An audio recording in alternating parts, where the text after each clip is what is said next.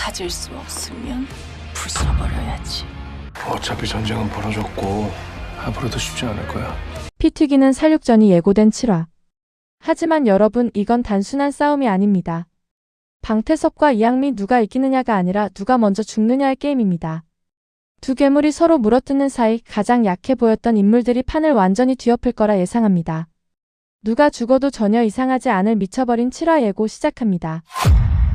7화의 포문은 이양미가 예고했던 그 잔혹한 텐트폴 시나리오의 가동으로 시작될 것으로 예측됩니다. 당신은 내가 호구로 뽑는다. 이제 그쪽은 나 없으면 죽어. 이양미의 이 서늘한 대사는 공천이 취소되고 벼랑 끝에 몰린 방태섭을 철저하게 발밑에 꿀리겠다는 최후 통첩입니다. 이양미는 단순히 방태섭의 정치 생명만 끊는 것이 아니라 추상화를 직접적으로 겨냥한 역대급 스캔들을 터뜨릴 가능성이 매우 높습니다. 하지만 여러분, 긴장감이 수직 상승하는 진짜 이유는 방태섭의 반격에 있습니다. 믿고 투자해 주시면 후회 안 하실 겁니다. 예고편에서 방태섭은 열심히 선거운동을 펼치죠. 저는 방태섭의 투자 대상이 92%의 당선 확률을 쥐고 있다는 정계 거물 송국원일 것으로 생각합니다. 이양미라는 썩은 동아줄을 과감히 끊어내고 스스로 거대한 불길 속으로 뛰어들어 더 큰 권력과 연대하려는 방태섭의 미친 야망.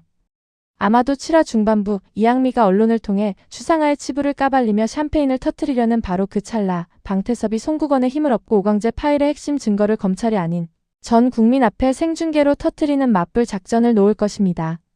7화에서 가장 뜨거운 장면은 이겁니다. 이양미가 추상화에게 황정원에 대한 정보를 흘리는 장면. 황정원이 처음부터 방태섭의 정보원이었다는 것, 추상화를 감시하기 위해 스탠딩 배우로 위장 취업했다는 것. 추상화도 이미 5화에서 황정원의 도청 사실을 알았습니다. 직접 고백을 들었으니까요. 근데 이양미가 흘리는 정보는 그 수준이 아닐 겁니다. 예를 들어 박재상 죽음과 황정원의 연결고리. 혹은 황정원이 지금도 방태섭과 연락하고 있다는 증거. 아니면 훨씬 더 근본적인 것, 황정원이 추상화를 향한 감정을 방태섭이 처음부터 알고 활용했다는 사실. 어떤 형태로든 이양미의 이간질이 성공하면 추상화는 흔들립니다. 그리고 추상화가 흔들리는 방향이 두 가지입니다. 하나는 방태섭을 의심하는 방향. 또 하나는 황정원을 밀어내는 방향. 둘 다 이양미한테는 이득입니다. 방태섭 추상화 연대가 깨지거나 추상화 황정원 연결이 끊기거나 어느 쪽이든 이양미의 판이 유리해지거든요. 근데 진짜 감정 클라이맥스는 그 다음입니다. 추상화가 그 이간질에 속아 넘어갔다는 걸 나중에 황정원이 눈치채는 순간. 황정원은 추상화를 위해 판을 뒤집으려 했을 겁니다. 근데 추상화가 오히려 자기를 의심하고 있다는 걸 알게 되면 황정원이 어떻게 반응할지. 분노인지 상처인지 아니면 완전한 감정 폭주인지. 이게 7화 최고의 장면이 될 거라고 저는 예측합니다. 추상화의 이 대사 기억하시죠? 여기까지 왔는데 부서지기 밖에 더 하겠어. 이 말은 무너져도 괜찮다는 각오입니다. 근데 동시에 경고입니다. 나는 부서지더라도 혼자 부서지지 않겠다는. 자, 7화 최대 반전 예측입니다. 많은 분들이 박재상 진범 공개를 기다리고 있을 겁니다. 황정원인지 최주호인지 아니면 이양미의 하수인인지. 저는 7화에서 범인이 완전히 밝혀지지 않는다고 봅니다. 오히려 더 혼탁해집니다. 진짜 반전은 다른 데 있습니다. 방태섭의 공천이 7화에서 다시 살아납니다. 예고편과 기사들을 종합하면 방태섭이 정치적 재기를 위한 카드를 꺼냅니다. 오광재 파일이 아직 살아있다는 거고 이걸 활용해서 공천 취소를 뒤집으려는 시도를 합니다. 방태섭의 끌까지 갈 거라고 투자해달라고 하죠. 이 말을 듣는 상대방이 누군지가 핵심입니다. 기존 권력자인지 아니면 새로 등판한 인물인지. 리뷰들에서 김명민 배우가 7화에 등장할 것이라는 언급이 있었고 그가 추상화를 요구하는 조건을 내건다는 정황도 포착됐습니다. 만약 방태섭이 정치적 재기를 위해 추상화를 협상 카드로 올려놓는다면 이건 단순한 권력 게임이 아니라 부부관계의 완전한 붕괴 서막입니다. 그리고 추상화는 이미 그걸 알고 있을 수 있습니다. 여기까지 왔는데 부서지기 밖에 더 하겠어. 이 대사가 방태섭한테 하는 말이 아니라 자기 자신한테 하는 말이라면 추상화는 이미 배신을 예감하고 있는 상태입니다. 이양미의 이간질, 방태섭의 협상 카드, 황정원의 감정 폭주. 이 세 가지가 7화에서 동시에 폭발합니다. 그리고 그 폭발의 중심에서 추상화 혼자 서 있게 됩니다. 잠깐 이 드라마의 구조를 짚어볼게요. 클라이맥스는 피카레스크 드라마입니다. 선한 주인공이 없어요. 방태섭도 나쁘고 추상아도 나쁘고 이양미도 나쁩니다. 황정원조차 이제 그 판 안으로 완전히 들어왔습니다. 근데 우리가 이 드라마를 볼 때마다 도파민이 터지는 이유가 뭔지 아세요? 매 회마다 누가 가장 영리한 악인인지 비교하게 만들기 때문입니다. 1화부터 6화까지 방태섭이 조금씩 우세했습니다.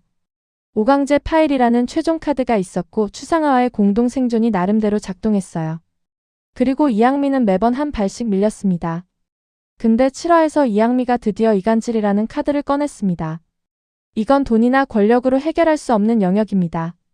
심리전이에요. 그리고 심리전에서는 가장 상처받기 쉬운 사람이 먼저 무너집니다. 추상아가 이양미의 심리전에 흔들린다면 그건 추상아가 멍청해서가 아닙니다. 추상아가 황정원을 진짜로 신경 쓰고 있기 때문입니다. 감정이 생긴 사람이 취약해지는 거죠. 이양미는 그 감정을 정확히 보고 있었습니다. 체크포인트 3가지입니다. 첫째, 이양미의 플랜 B 가동. 정면 대결이 아니라 내부 분열 전략. 이건 방태섭 혼자로는 막을 수 없는 공격입니다. 둘째, 황정원의 역할 변화. 방태섭의 정보원에서 추상아의 보호자로 기울었는데 7화에서 추상아가 오히려 황정원을 밀어낸다면 황정원은 완전히 중립지대에 서게 됩니다. 그 상태의 황정원이 가장 위험합니다. 셋째, 방태섭의 반격 시도. 공천 카드와 오강재 파일로 정치 재기를 시도하지만 내부에서 아내와의 균열이 동시에 진행된다면 방태섭은 겉으로는 올라가면서 안에서는 무너지는 구조가 됩니다. 전쟁은 계속되고 있습니다. 근데 7화에서 전선이 바뀝니다. 외부적이 아니라 내부 균열이 문제가 됩니다. 숨가쁘게 돌아가는 7화의 서브라인도 예측해볼까요? 권종욱은 방태섭과 손을 잡았지만 결국 그가 자신의 그룹을 산산조각 내려는 것을 눈치채고 방태섭의 뒤통수를 칠 준비를 할 것입니다. 사이버 레카 최지호는 박재상이 죽자 두려움에 떨면서도 더 큰 돈을 만지기 위해 이양미와 방태섭 양쪽을 상대로 이중 간첩질을 하다가 제거 대상 1순위로 전락할 것입니다. 황정원은 마침내 방태섭이 자신을 철저히 장기말로 이용했다는 사실을 확신하고 추상아의 곁으로 완전히 돌아서는 결정적인 계기를 맞이하게 됩니다. 저는 7화를 한 문장으로 이렇게 정리합니다. 믿었던 사람한테 배신당할 것인가 아니면 내가 먼저 배신할 것인가. 이게 7화에서 모든 인물이 직면하는 질문입니다. 추상아도 황정원도 방태섭도 심지어 이양미도. 이양미의 이간질 추상아가 결국 속아 넘어갈까요? 아니면 추상아가 역이용할까요? 저는 추상아가 절반은 속고 절반은 이용하는 방향으로 갈 거라고 봐요. 완전히 무너지기엔 추상아는 너무 영리하고 그렇다고 완전히 냉정하기엔 이미 황정원한테 감정이 생겼거든요. 10부작 중 7화. 이제 결말이 보이기 시작합니다. 마지막 3화 안에 이 판이 어떻게 뒤집히는지 다음 주도 기대됩니다.